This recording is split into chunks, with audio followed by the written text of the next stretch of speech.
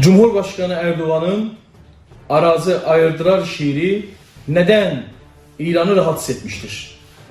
1828 yılında Türk Kacar İmparatorluğu ve eski Rusya Sezilleri arasında olan savaş ve Türkmençay mukavelesi sonucu Güney Azerbaycan ve Kuzey Azerbaycan Araz Nehri arada sınır olmak şartıyla ayrılmıştır ve 200 yıldan beri bu ayrılık hala yaşanmaktadır.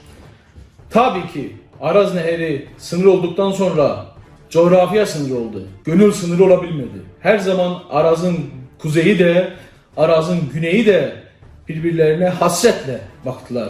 Hasretle izlediler ve geleceğe ümit besleyerek yaşadılar.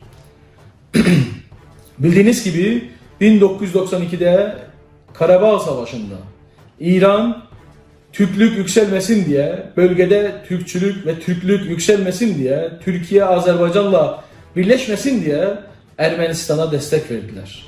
Hatta bunu kendileri yüzler kere televizyonlarında konuştular. Biz Türkiye ve Azerbaycan birleşmesin diye Ermenistan'a destek verdik.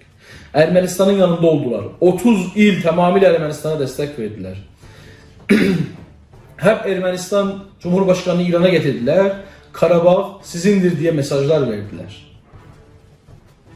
Bu hep Azerbaycan Türklerinin ve diğer dünya Türklerinin gözünden kaçmadı. Hep yaddaşlığımızda kaldı. Son Karabağ Savaşı'nda da yine İran sözde kendisini sessiz gösterse de Ermenistan'a askeri taçizler gönderdi. Ve Güney Azerbaycan Türkleri bu kere daha uyanık olarak onları gördüler. Hep dünyaya söylediler. İran Ermenistan'a destek vermektedir. İran rejimi 40 günden sonra savaşın 40. gününde bunu inkar etse de ancak elde olan belgelere göre hep Ermenistan'ın yanında olmuştur. Hep Ermenistan'a destek vermiştir. Ayrıca bugün İran adlanan coğrafyada 40 milyondan Türk yaşamaktadır.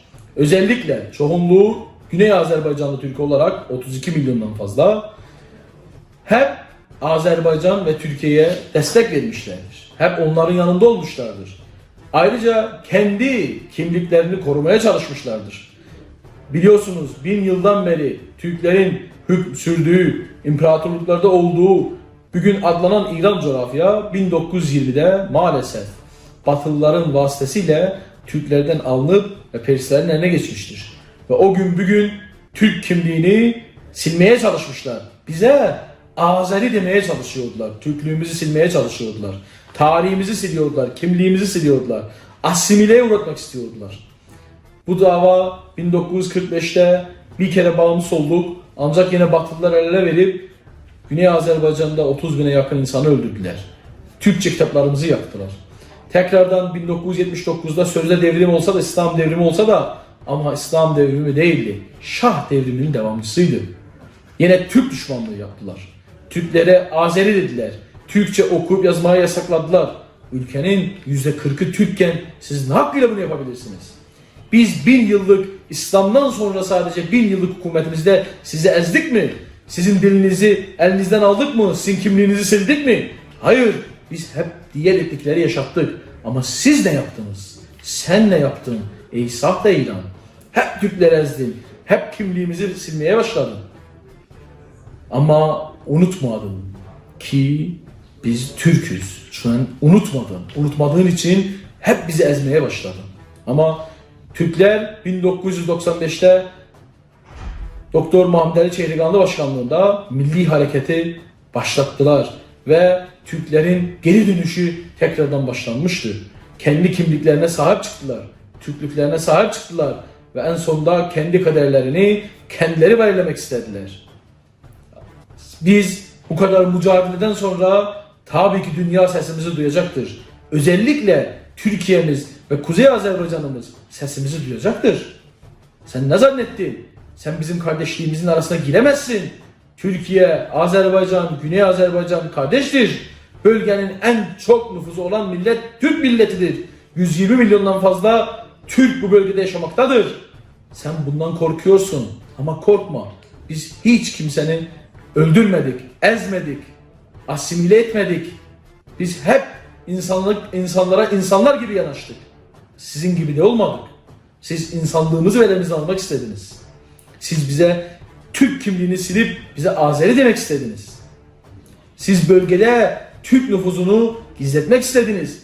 Uluslararası görüşmelerde İran hep bizde Türk yoktur dediniz. Ama bugün artık 100 yıl önce değil, bugün dünya bir tıkla tüm haberleri duymaktadır. Tabii ki 2. Karabağ Savaşı'nda sen Ermenistan'a destek vereceksen de 40 milyon Güney Azerbaycan Türk'ü sessiz mi duracak? Gördünüz, 100 kereler protestolara davet ettiniz, ayaklanmalara davet ettiniz siz Farsiler, ama Güney Azerbaycan Türkleri sizi dinlemedi. Ama Karabağ Savaşı'nda sizin Ermenistan'a destek verdiğinizi duyduğunda hemen ayağa kalktılar, hemen sizin önünüzü kestiler. Tabii bunu Azerbaycan duyacak, Türkiye duyacak. Cumhurbaşkanı Araz, Türkiye Cumhurbaşkanı Sayın Erdoğan Araz şiirini okumakla, söylemekle Türklerin gönlünden konuştu. Güney Azerbaycan, Kuzey Azerbaycan'ın gönlündeki sözü, hasreti tekrardan gündeme getirdi. Siz niye rahatsız oluyorsunuz? Bu bizim gerçeğimizdir. Kuzey Azerbaycan bizim kardeşimizdir. Türkiye bizim kardeşimizdir. Siz ise bizim komşumuzsunuz. İyi komşu olun. Komşuluk haklarını yerine getirin. Artık eskiler gibi değil. Siz isteseniz de, istemeseniz de biz kardeşlerimizle beraber olacağız. Kardeşlerimizle birlikte yürüyeceğiz. Bizim sınırlarımızdan kardeşlerimize zor yapmanıza, ihanet etmenize müsaade etmeyeceğiz. Cumhurbaşkanı Erdoğan'ın şiirini tamamıyla destekliyoruz. Nasıl ki Güney Azerbaycan'daki Türkler desteklediler. Tabii her insanın içinde, her bir milletin içinde %10, %20 muhalif de olabilir. Biz demokrat insanlarız, bunları da kabul ediyoruz. Onların da seslerini duyuyoruz. Ama kendi sesimizi de yetireceğiz. Dünya bizim sesimizi duyacaktır. Siz artık bizi gizledemeyeceksiniz. Haklarımızı elimizden alamayacaksınız. Biz ise sizden hak talep etmeyeceğiz. Biz kendi haklarımızı kendimiz elde edeceğiz. Artık bu bölge bazı değişimlere doğru gidecektir. Sizin coğrafya dediğiniz bizim tarihimize dar gelecektir. Sizin coğrafya dediğiniz bizim tarihimize dar gelecektir. Araz, Han Araz. Men sana kurban Araz. Araz'ı ayırdılar, Lili ile doyurdular. Biz sizden ayrılmazdık. Zor ile ayırdılar. Ankara, Baku, Tebriz, birlikte güçlüyüz biz. Siz ise İran, bizim iyi komşumuz olmaya çalışın. Gelecekte iyi komşu olmaktan iyi kazançlar elde edebilirsiniz.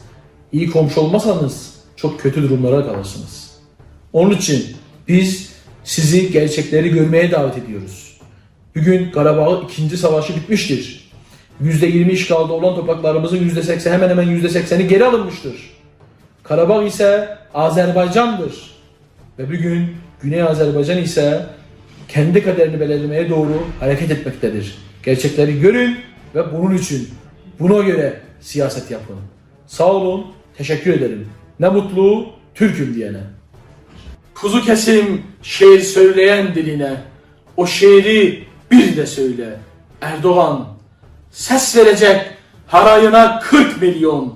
Hedefine Yaman deyip bak Yaman, o şiiri bir de söyle Erdoğan. Koy patlasın, koy çatlasın bu İran. Bu ayrılık ebedilik yad olsun. Pişeveri ruhu daim şad olsun. Unvanımız birce unvan ad olsun.